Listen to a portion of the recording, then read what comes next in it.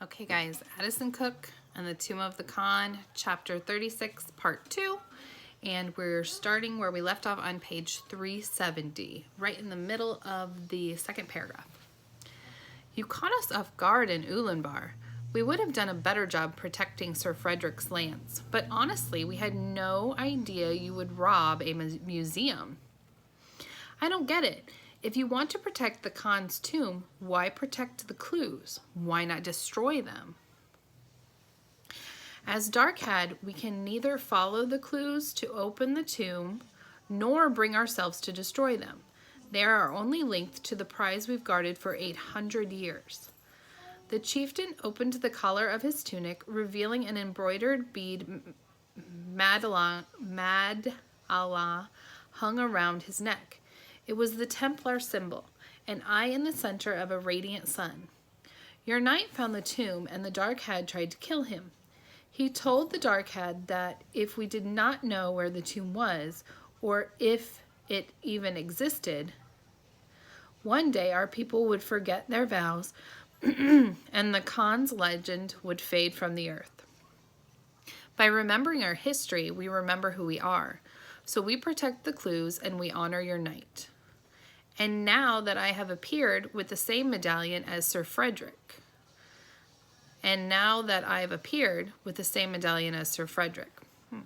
The Darkhad leader shook his head. I cannot allow you to go after the tomb.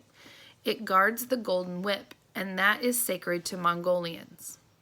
Addison frowned. How big is the great taboo? 240 square kilometers. And how many Darkhad are left to guard it? 25, 50? The chieftain maintained a stony silence. Addison pressed his point. You can't defend an entire mountain.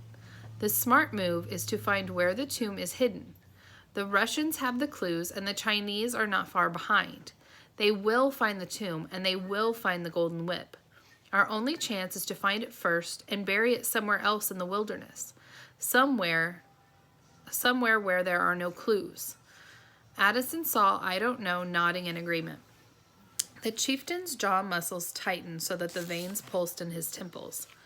This is impossible. No Darkhad may approach the tomb. We have taken vows for centuries. Our vow is to protect the tomb and its treasure. You must find the tomb now in order to protect it. The chieftain rose to his feet. No, it is forbidden by our laws. From his stern expression, it was clear that his decision was final. Outside the gur, Addison's team found their horses fed, watered, and groomed. Addison admired how the Darkhad trimmed their horses' forelocks short and left the bridle path unclipped. Already sore from the morning's race, he mounted up. The chieftain pointed south to the foothills. In memory of your knight, I will spare your lives. Nobody and I don't know will escort you safely off our sacred land. He handed Nobody a two-way radio that Nobody handled like a religious artifact, tucked it carefully into his pack. Addison guided his horse to the mountain path, carpeted with pine needles. If you see my aunt and uncle on your land, please don't kill them. They are being held against their will. He lifted the bronze medallion from his shirt so that it sparkled in the light. The chieftain raised his hand in farewell.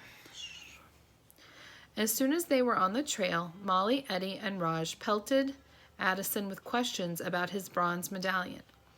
Addison explained it as best he could. Are the Cookes descendant from Templar knights? Asked Molly. Addison really had no idea.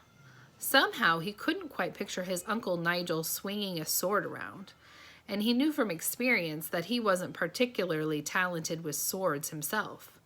He would have to rescue his uncle if he hoped to learn more. They reached a fork in the mountain path. One route led downhill towards civilization. The other wound higher into the dark forest, disappearing around a steep bend. Addison reined his horse and faced the Darkhad. I don't know. You liked the plan I told your uncle in the gur. I don't know quietly nodded.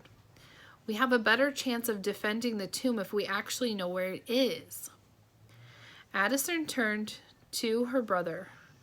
Nobody What do you think? We find the tomb and alert the Darkhad? He gestured to the radio to Nobody's pack. Then the Darkhad can defend the right spot instead of patrolling this entire wilderness. Nobody hesitated. He chose his words carefully. It's not that I'm disobeying my uncle, it's that I'm following my vow to protect the tomb. Addison nodded. Whatever helped Nobody sleep at night. Nobody guided his horse to the steep path up the mountain. There is a river near the mountain peak. My whole life, our uncle has never let us go. I've always wondered what is hidden beyond. I believe it's a good place to start. Addison recalled the river mentioned in Sir Frederick's final clue. It works for me, he said. The horses labored uphill through the late afternoon. Moss hung from the trees like witch's hair. Molly spotted a roe deer in the midday afternoon, but they did not see another living creature for the rest of the day. Occasionally, the fairy tale forest parted to reveal the mystical landscape below. The sweep of the valleys, cloaked in blankets of mist, that faint brushstrokes of the mountains.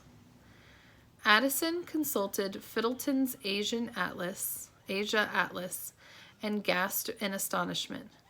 My God, this has never happened before. He held out Fiddleton's map for all to see, stabbing it excitedly with his finger. We're in uncharted land. There's just a blank green spot on Fiddleton's map that says forbidden. He shook his head amazed. Roland J. Fiddleton rounded Cape Horn in a kayak. He rescued 3 Sherpas from the summit of Mount Everest. If Roland J. Fiddleton hasn't mapped this mountain, it really is forbidden. The dense forest thinned, giving way to rolling hilltop fields. The horses crossed beds of red, yellow, and purple wildflowers. Vultures, falcons, and steppe eagles hunted the slopes. Nobody guided them to a cairn of rocks piled at the crest of a barren hill and signaled a dismount. This is an uvu. Mongols pile stones on top of high hills to serve as altars to the gods. On foot, I don't know, bade them circle the uvu stones 3 times clockwise for luck on their journey. She took a splash of mare's milk from her canteen and spritzed it in the air with her fingers for the sky gods. She then plucked hairs from their horses' tails and added them to the rock pile. The horses didn't like having their tails plucked. Molly had her own ponytail, so she could relate. Out of sympathy, she plucked one of her own hairs and placed it on top of the uvu. Nobody dropped grains of rice in the stone circle, announced his family name, and placed a white pebble on the top of the pile of rocks. Last, he and I don't know made Addison's group take off their shoes and lie on the ground to absorb the good luck of the holy site. Addison wasn't sure if this was all a waste of precious time, but he knew they needed all the luck they could get. That's the end of chapter 36.